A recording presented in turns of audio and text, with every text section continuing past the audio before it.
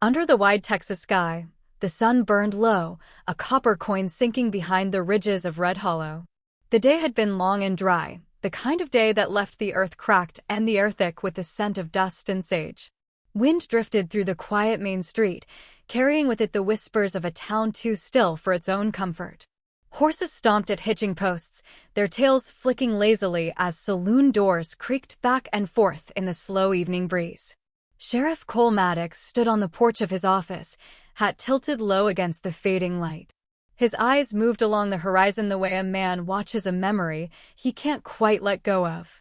He was a man carved by the land, steady, silent, and marked by the kind of loneliness that only years of duty could bring. Folks in Red Hollow said Cole had buried his heart a long time ago, right beside the woman he once loved.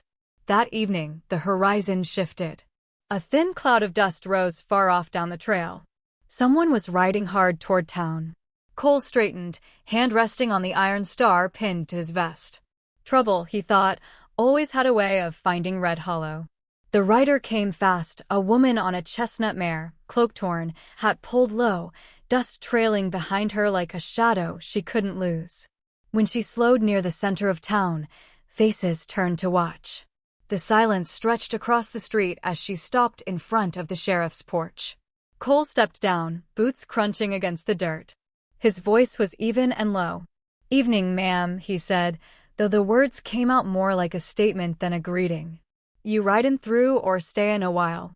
She lifted her head just enough for him to catch a glimpse of her eyes, gray, sharp, and haunted. They carried a story no one dared to ask. "Just passing through," she said softly. Her tone was careful, as though every word might give something away. Cole nodded, but something about her stayed with him. He'd seen all kinds of drifters come and go, thieves, wanderers, men running from debts or ghosts. But this one was different. She didn't look dangerous. She looked lost. "Town's quiet this time of year," he said. "Safe place to rest if you need it. Stables by the well, and Miss Patty runs the inn across the street." She hesitated, eyes darting to the badge on his chest. For a moment, Cole thought she might turn that horse around and ride back into the desert. But instead, she gave a small nod, tugged the reins, and rode toward the inn. He watched her go, hat still low, something unexplainable turning in his chest. It was the feeling a man gets when he knows his life just took a turn, though he can't see where the road leads yet. Inside the inn, the woman signed the guest book under a false name. Clara Reed, she wrote. The name felt strange even to her. She hadn't used her real one in months. Each mile behind her carried another lie, another story she'd left unfinished. Upstairs, she unpacked just enough to look settled, a worn dress, a silver locket, and a revolver she tucked under her pillow. Her fingers brushed the locket. Inside was a faded picture, a man, a little girl, and her younger self smiling like life hadn't yet turned cruel. She closed it tight, swallowing the ache that rose in her throat. That life was gone, lost to a night she could never forget. A knock at the door startled her. "Miss Patty sent supper," came the voice outside. "You'll need your strength." When she opened the door, the sheriff was standing there with a tray. Bread, beans, and coffee, steam curling up in the dim lamplight. "You didn't have to," she murmured. Cole tipped his hat, eyes kind but unreadable. "The town's small. We look after our guests." She wanted to thank him, but the words caught in her throat. When he turned to leave, she caught a glimpse of the faint scar across his jaw, the quiet steadiness in his walk. He didn't strike her as a man who spoke more than he had to, but she could tell he'd seen his share of loss. Downstairs, Cole lingered on the porch again, watching the trail where she'd come from. The name Clara Reed tugged at the edge of his memory. He'd read it before. Somewhere official. Somewhere it didn't belong. Inside his pocket was a telegram he'd received weeks ago from the county marshal. A wanted notice. Clara Winslow. Accused of aiding a train robbery near Abilene.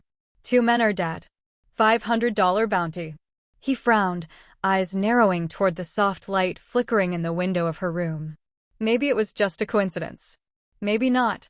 But those gray eyes didn't belong to a killer. The next morning, Red Hollow woke slow and steady, same as always. The clang of the blacksmith's hammer echoed down the street. The air smelled of fresh bread and horse sweat. Cole found himself walking toward the inn again, though he told himself it was just duty. He found her sitting by the porch, sketching in a little book. Sunlight caught strands of her hair. For a moment, she looked peaceful, like she could have belonged anywhere but here. "Morning, Sheriff," she said without looking up. "Do all lawmen in this town make rounds this early?" He smiled faintly. "Only when there's something worth looking after." That made her look up. There was warmth in his tone that startled her. She couldn't remember the last time someone spoke to her like that. "Where are you headed after this?" he asked. "South," she lied. "Work on a ranch near El Paso." "You ride alone?" "Always." He nodded, though his eyes lingered longer than they should have. He could tell she was hiding something, but he didn't know what. Not yet. By noon, the telegraph office buzzed with a new message. A wanted alert from Austin. Clara Winslow. Confirmed sighting near Red Hollow. Reward is still active. Cole folded the slip of paper and stared across the street. There she was, brushing her horse, the afternoon sun painting gold along her shoulders. She didn't look like a fugitive. She looked like a woman trying to find peace in a world that had already taken too much from her. He should have crossed that street and arrested her then. That was what the law demanded. But he couldn't move. The paper crumpled in his hand, and he slipped it into his pocket instead. That night, thunder rolled in from the east, shaking the windows of the sheriff's office. Rain fell hard against the glass, a rhythm that matched the thoughts he couldn't quiet. The wanted notice lay on his desk beside a dying lamp. He sat there for hours, staring at it, until the ink began to blur. He'd worn this badge for 10 years. It had meant something once. But tonight, it just felt heavy. She was innocent, he told himself. She had to be. Or maybe he just wanted to believe that because it made the world easier to bear. A knock came at the door. He opened it, and there she was, soaked to the bone, cloak clinging to her shoulders. Her eyes were wide with fear. "I didn't know where else to go," she said, voice trembling. "Someone saw me ride in yesterday. If they find out who I am." He studied her for a long moment. The rain hissed outside, filling the silence between them. "You're safe here," he said finally. "No one's gonna touch you tonight." She stared at him, searching for the lie, but there wasn't one. "Why?" she whispered. "Because sometimes the law ain't the same as what's right," he said softly. Her breath caught. She looked at him the way a lost traveler looks at the first light of dawn after a long night in the desert. For the first time in months, she felt the weight of running begin to lift. Outside, thunder rolled over Red Hollow, and somewhere between the flicker of lightning and the quiet rhythm of rain, two hearts that should have been enemies began to beat in the same storm. The sheriff who'd spent years guarding the law now found himself guarding something else entirely. Something fragile. Something forbidden. And though neither of them knew it yet, that night in Red Hollow would change both their lives forever. The next morning dawned hazy over Red Hollow, a pale sun filtering through the dust that seemed to hang in the air like memories refusing to leave. Clara awoke to the quiet clatter of the town stirring, the smell of coffee and fresh bread drifting up from the inn below. She lingered for a moment by the window, brushing damp strands of hair from her face, her mind replaying the night before, the sheriff's words, the weight of safety she had almost forgotten existed. For a fleeting second, she allowed herself to feel something she hadn't dared in months: hope. But hope was dangerous. It could make a woman careless. She dressed quickly, trying to blend into the life of the town while her heart raced with the knowledge that every friendly face could be a threat. Every shadow could hide someone who would turn her in for a bounty, a price on her past. She tucked her locket under her shirt, feeling its familiar weight like an anchor to the life she once had, a life that now seemed impossibly distant. Cole Maddox, meanwhile, paced his office, boots scraping the wooden floor. He'd barely slept. Thoughts of Clara refused to leave him, gray eyes haunting the corners of his mind, the way she had brushed her hair from her face, the subtle tremor in her voice when she admitted she had nowhere else to go. Duty warred with instinct, law against heart, and every time he tried to focus on the day's patrol, he found himself thinking about her instead. The town whispered around them. Children pointed secretly at the stranger. The blacksmith exchanged knowing glances with the barkeep. Some remembered the telegrams, the wanted notices, the stories of a woman caught in more trouble than a single town could hold. Yet Clara moved as if she belonged, her presence gentle yet disruptive, like a breeze stirring embers in a fire that had long gone cold. Cole found himself drawn to the inn more than once that morning. Each time he walked by, he felt the tension coil tighter in his chest. She was doing nothing wrong, nothing that the law could truly punish. And yet, every fiber of his training shouted caution. He reminded himself that this was Red Hollow, a small town where one rumor could turn neighbor against neighbor, where a wrong decision could cost someone their life. By noon, he finally saw her step out with her mare, heading toward the outskirts of town to gather water from the well. She moved with careful grace, but there was an urgency in her steps, a restlessness that belied the calm she tried to project. Cole shadowed her from a distance, careful not to reveal himself, the sun hot on his back and dust clinging to his boots. He wanted to confront her, demand the truth, do his duty as the law required, but he also knew that once he stepped forward, nothing would be the same. Clara paused at the well, drawing water slowly, glancing over her shoulder as though expecting someone or something. Cole's heart tightened. He could see the tension in her shoulders, the way she flinched at every sound. She was running, yes, but not just from the law. She was running from herself, from a past she couldn't leave behind. A sudden noise startled her, a hoarse whinny, a cart rumbling over the cobblestones. She turned sharply, hand brushing the revolver hidden at her hip. Cole stepped up from behind a post, hands raised slightly, showing he meant no harm. "Easy there," he said, voice calm. "No one's comin' for you right now." She froze, eyes wide, chest rising with shallow breaths. You're the sheriff," she said, suspicion layering every word. "I am," he admitted, keeping his distance. "And I know a little more than you think." Her gaze hardened. "Then you know I don't belong here."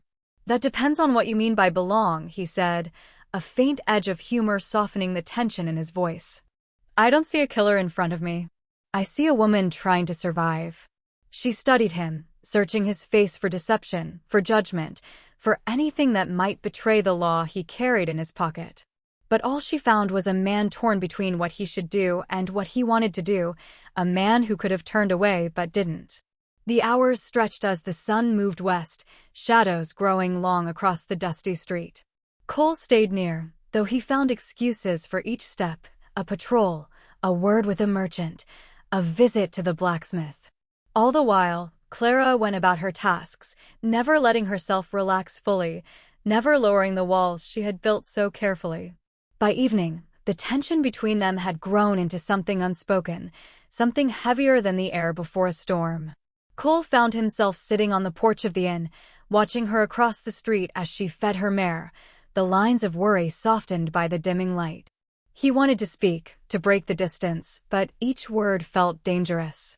Every declaration of concern carried risk for her, for him, for the fragile sense of safety she had allowed herself to feel.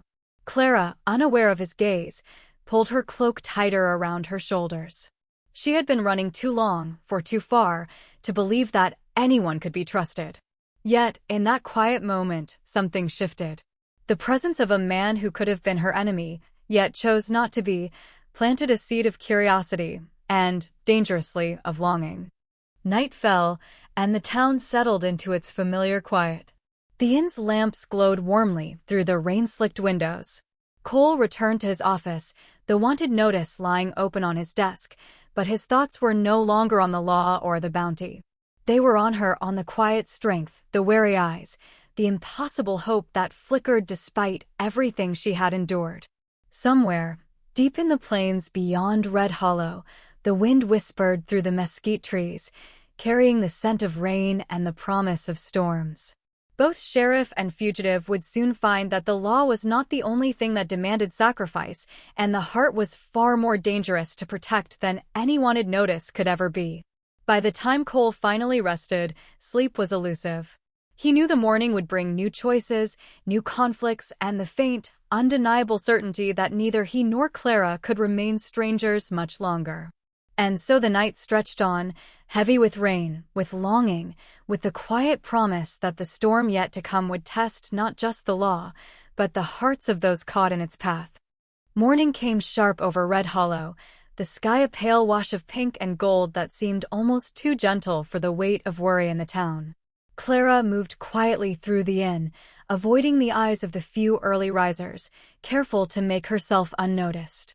She knew the sheriff would be up soon, watching, judging, protecting, or maybe all three. Cole Maddox didn't wait for the sun to climb. He was already on the street, boots crunching against the dust, eyes searching for the faintest signs of her presence. He'd slept little, turning over every thought of the night before. Every instinct told him to confront her, to demand the truth of her past. But another, deeper voice warned him that pressing too hard could shatter whatever fragile trust had been formed. By mid-morning, the town was stirring in earnest. Merchants opened shutters, blacksmiths rang hammers, and gossip moved faster than the river that sometimes swelled after rain. Somewhere in that flow of everyday life, the name Clara Winslow had begun to whisper again, carried by a traveler who had passed through the day before. Red Hollow was quiet, but secrets moved faster than dust in the wind. Clara made her way to the stables, her movements careful, deliberate. Every sound felt amplified, the whinny of her mare, the clang of the harness, the soft crunch of boots on gravel. She kept her head down, unaware that Cole shadowed her from the other side of the street, careful to remain unseen. Her hands trembled slightly as she brushed her mare, remembering the night she'd left Abilene, the desperate decision that had marked her as a fugitive. It hadn't been a crime born of malice, only survival, and yet the law saw it differently. She had become a shadow, moving from town to town, always watching over her shoulder, always hiding who she truly was. Cole watched her, heart tightening with a mix of admiration and frustration. She was beautiful, yes, but it was more than that. There was courage in the way she moved, in the way she carried herself despite exhaustion and fear. And yet, she was hiding. He could feel it in the tilt of her shoulders, the cautious glance over her mare, the subtle tension in her hands. A noise from the street, a cart rattling over stones, made her flinch. Cole stepped forward from the shadow, hands relaxed, but his presence was undeniable. "You don't have to do this alone," he said quietly, his voice carrying over the sounds of the town. She froze, eyes wide. For a moment, she seemed ready to flee, but the weariness in her body made her hesitate. She looked at him, really looked, and for the first time, she saw not the lawman, but a man who understood what it meant to carry the weight of responsibility. "I have to," she whispered, almost to herself. "Always alone." Cole shook his head slowly. "Not here. Not in my town." For a moment, the world shrank around them, dust and sunlight, the rhythm of hooves, the distant calls of townsfolk, but all that mattered was the space between them. She was a storm barely contained, and he felt drawn into it, like a man pulled by currents too strong to resist. Days passed in this quiet tension. Cole found reasons to be near, not quite watching, not quite ignoring, each encounter drawing them closer despite the walls they had both built. They shared glances that lingered, words that hinted at truths neither dared speak aloud.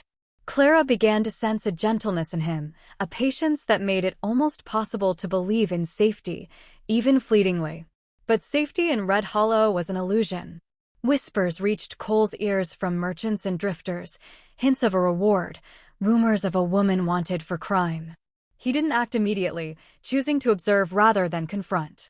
Yet every fiber of him was aware of the growing danger. The longer she stayed, the higher the stakes, not just for her, but for him. One evening, as the sun dipped low, painting the town in blood-red hues, a rider appeared at the outskirts of Red Hollow. Dust trailed behind him, carrying with it a sense of urgency that immediately set Cole on edge. He recognized the figure before the rider reached the main street, one of the bounty hunters who had trailed her from Abilene. Cole's jaw tightened. He had a choice: warn her and risk the bounty hunter's wrath, or let the law take its course and uphold his duty. His gaze shifted toward Clara, sitting quietly by the inn, unaware of the approaching danger. In that moment, Every principle he had sworn to uphold collided with the growing truth he could no longer deny. He would protect her, no matter the cost. The rider entered town, scanning for signs, calling out her name. The sound carried through the quiet streets like a knife through cloth. Clara looked up, startled, fear gripping her like a vice. Cole moved without hesitation, stepping into the street, hand resting on his revolver, but voice steady. "You're not taking her," he said, eyes locked on the man. The sheriff's presence was commanding, unyielding, and for a moment, the bounty hunter faltered. Clara's mare tossed her head, sensing the tension in the air. She stood, revolver at her side, heart pounding, knowing she couldn't outrun every threat forever. Cole reached her side just as the first words were exchanged, his hand brushing hers in a gesture that was both protective and intimate. The confrontation was brief, a tense standoff that ended with the bounty hunter retreating, realizing the sheriff of Red Hollow would not allow him to take her. As the dust settled and the town returned to its usual quiet, Clara looked at Cole with a mixture of relief, awe, and something far more dangerous, trust. For the first time, she allowed herself to believe that maybe, just maybe, she didn't have to face the storm alone. And for the first time in many years, Cole felt the pull of something stronger than duty, something that rooted him to a woman who had entered his town like a whirlwind and refused to leave his heart untouched. That night, as the wind whispered through the mesquite trees and the inn glowed softly in the rain-slicked darkness, both of them understood a truth they hadn't dared speak aloud. The law was not the only force to be reckoned with in Red Hollow. The heart, unpredictable and untamed, demanded sacrifices that no badge or bounty could ever command. And somewhere in that quiet storm, between the echoes of thunder and the flicker of lamplight, the first threads of love and trust began to weave themselves between the sheriff and the fugitive, delicate yet unbreakable, ready to face whatever the next dawn would bring. The dawn broke over Red Hollow in streaks of orange and gold, painting the dusty streets with a deceptive calm. Birds called softly from the mesquite trees, and the wind stirred the tumbleweeds lazily across the main road.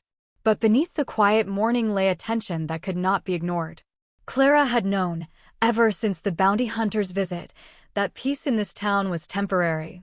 Danger had a way of lingering, like the smell of smoke after a fire, and she could feel it coiling closer with every passing hour.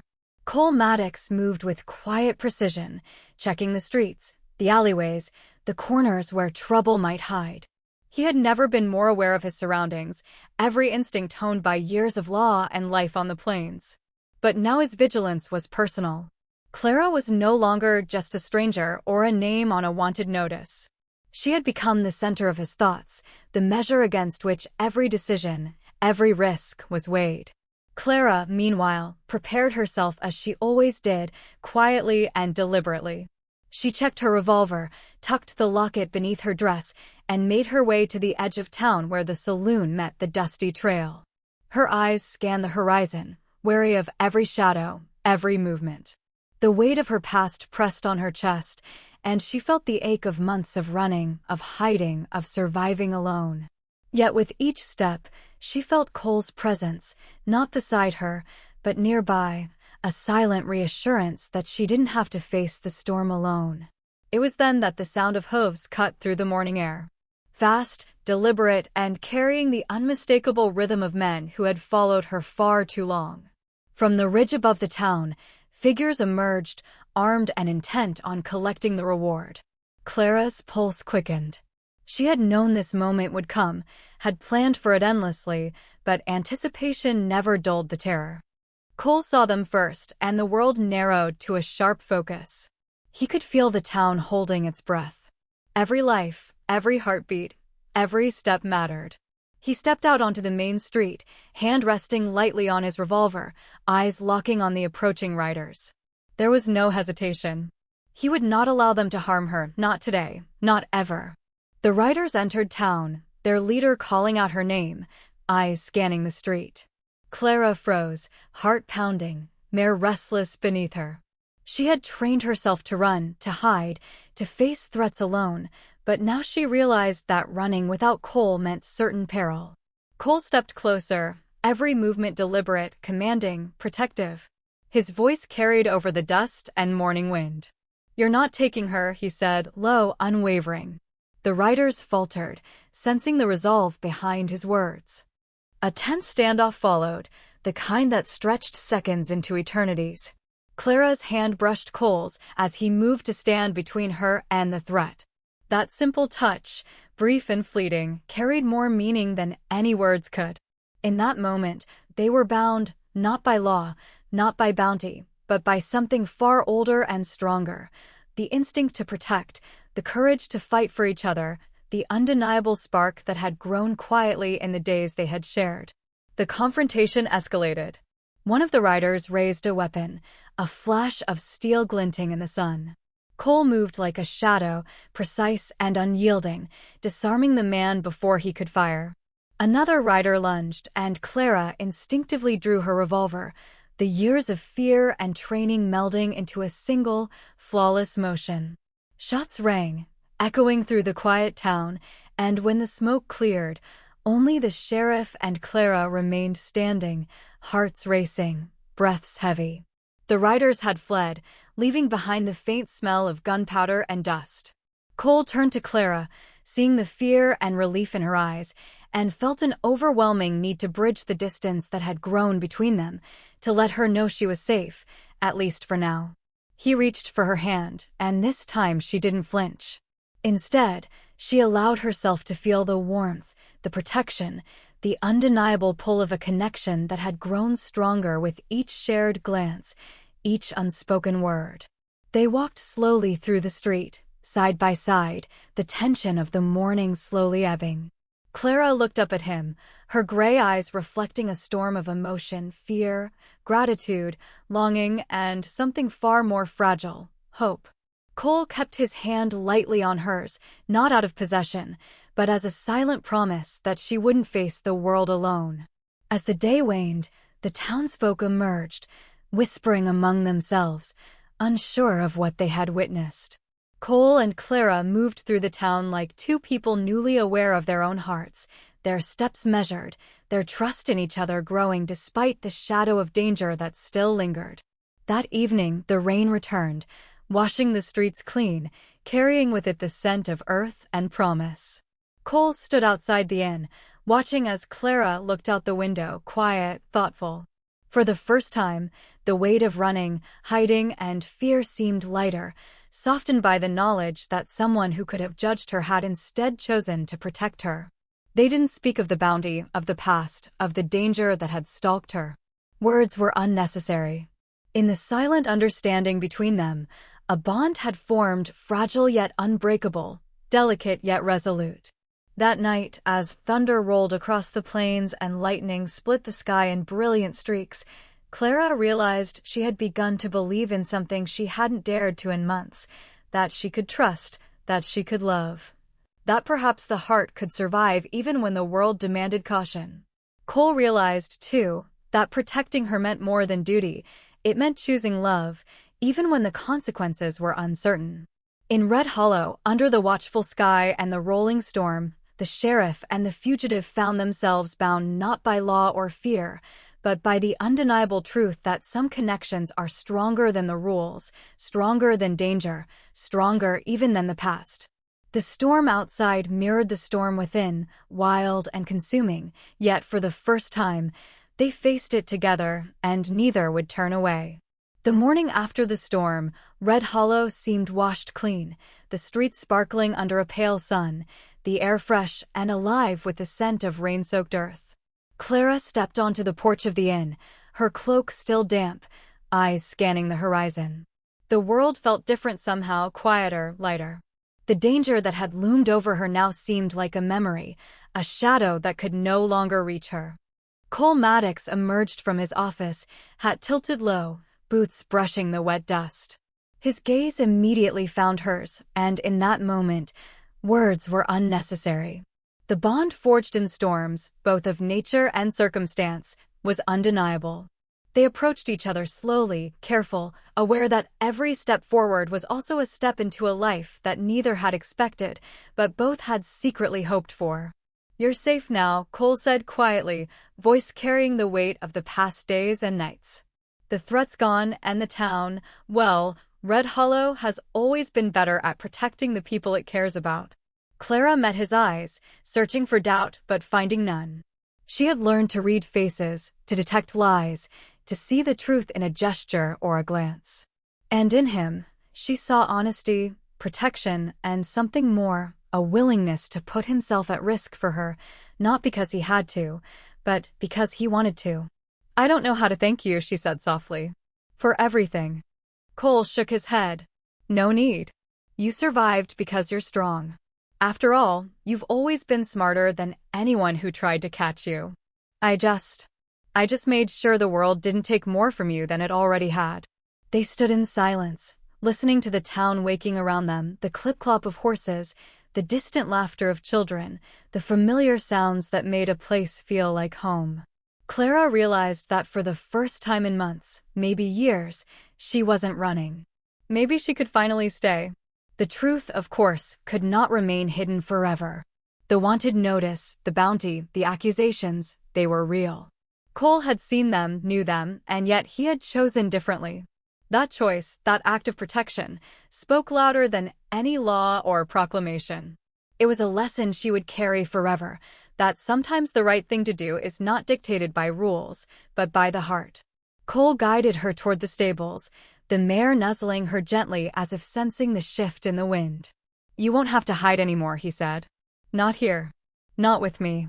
Clara felt a weight lift from her shoulders, a freedom she hadn't thought possible.